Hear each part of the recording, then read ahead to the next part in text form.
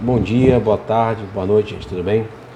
Nós vamos dar continuidade agora ao assunto da teoria do crime, naquela parte que, tanto que eu falei para vocês, que sempre é muito bem importante a gente entender a questão do dolo e da culpa. Isso é primordial no direito penal, porque em cima dessas duas palavras que a gente coloca, o dolo e a culpa, na questão do fato tipo da conduta, a gente tem séries de situações que podem mudar de acordo com isso aí. A gente vai falar hoje sobre as excludentes de ilicitude e sobre as excludentes de culpabilidade, que são, como eu falei para vocês, a gente tem o fato tipo, nós temos a ilicitude, nós temos a culpabilidade. Faltando uma dessas desses três substratos do crime, a gente considera que não há crime, não ocorre o crime, por situações que a pessoa não teve o ânimo, a vontade, ou foi por uma excludente de ilicitude, que é uma antijuridicidade, ou foi por uma excludente de culpabilidade, que isso faz com que a conduta que o agente tomou se torne um fato atípico. Então, quer dizer, vamos falar primeiramente sobre a excludente de ilicitude, que nessa excludente de ilicitude, ela acaba se dividindo em quatro excludentes. Cinco excludentes, vamos pensar assim, cinco excludentes que elas acabam se dividindo. O que é a excludente de ilicitude? A excludente de ilicitude é a circunstância que afasta o aspecto ilícito da ação, quer dizer, ou antijurídico do ato. É importante notar que, por exemplo, quando o fato é tipificado como crime, por exemplo, quais são os exemplos que nós temos de excludente de ilicitude? É o estado de necessidade, é a legítima defesa, é o exercício regular do direito, é o estrito cumprimento do dever legal. Então, quer dizer, ocorrendo uma dessas situações, a gente faz com que não ocorra o crime. É um fato ilícito, porém, por estar agindo por alguma dessas situações, a gente acaba excluindo o crime. É um fato antijurídico que nós chamamos. Então, por exemplo, a ilicitude é a contradição. É a contradição entre a conduta e o ordenamento jurídico. Quer dizer, matar alguém é crime. Ponto. Beleza. Agora, porém, eu matei uma pessoa uma vez que eu estava me agindo de uma legítima defesa. Então quer dizer, se ela matou uma pessoa em legítima defesa, quer dizer que essa legítima defesa que ela agiu, não vai ocorrer crime. Quer dizer, ocorreu o crime, ocorreu o fato jurídico, o fato típico.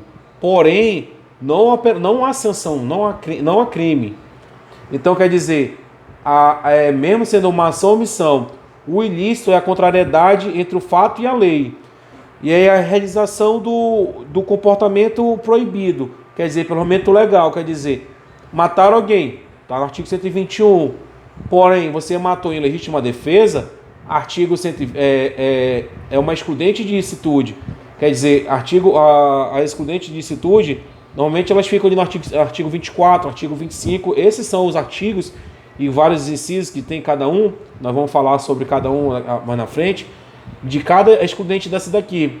Então, aqui para vocês fiquem sabendo, como eu falei para vocês, acaba que a teoria do crime, ela é bem complexa, quer dizer, por duas situações, o dolo e a culpa. Superando isso, passa para a ilicitude. Beleza, ilicitude.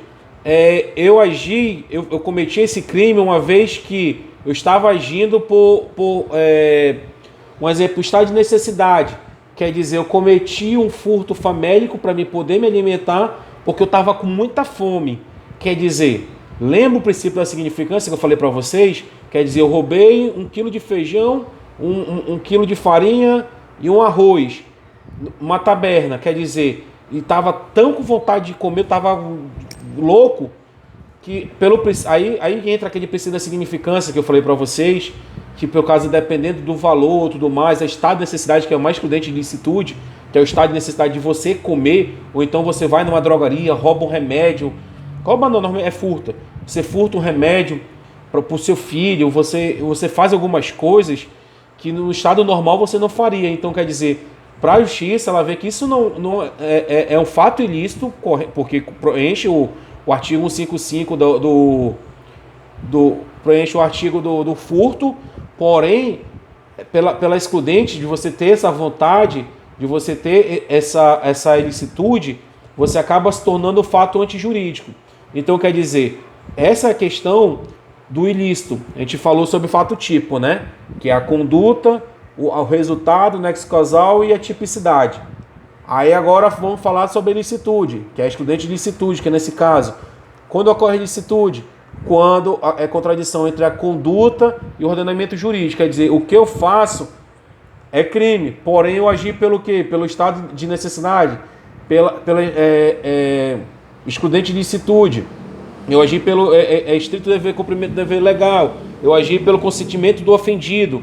Quer dizer, o ofendido deixou que eu pudesse fazer aquilo, que eu quebrasse o vidro da casa dele, que eu entrasse pela janela por algum motivo, porque aí depois ele vem me acusar, não, porque ele fez uma lesão, um dano no meu patrimônio, ele quebrou, não.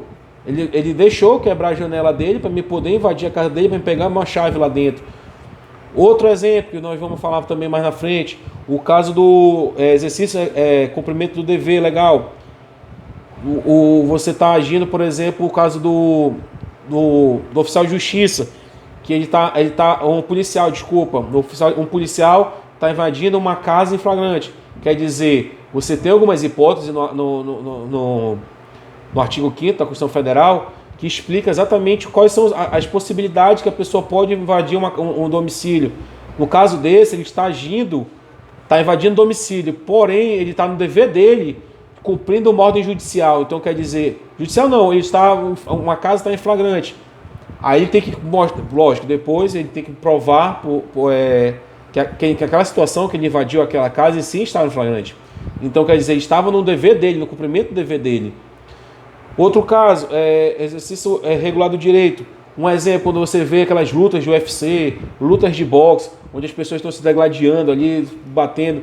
Caso uma daquelas pessoas venha a falecer, elas têm contratos ali que, por exemplo, exclui a tipicidade do crime de você matar, lesão corporal grave, seguida de morte. Quer dizer, você está lutando, não sei o quê. Do nada você bate, a pessoa tem alguma coisa, uma confusão, alguma coisa, e ela vem a falecer depois desse bate. Quer dizer, nesse caso, é uma excludente também de ilicitude, porque eles acertaram, fizeram um acordo e estão no dever do cumprimento do direito deles ali. Eles fizeram um regular de direito. Nós podemos fazer isso. Então, quer dizer, a partir do momento, porém, lógico, tudo tem exceção. A partir do momento que o juiz separa e a pessoa já está caída, o cara chega e continua batendo, nesse caso, ele já não consegue entrar nessa excludente.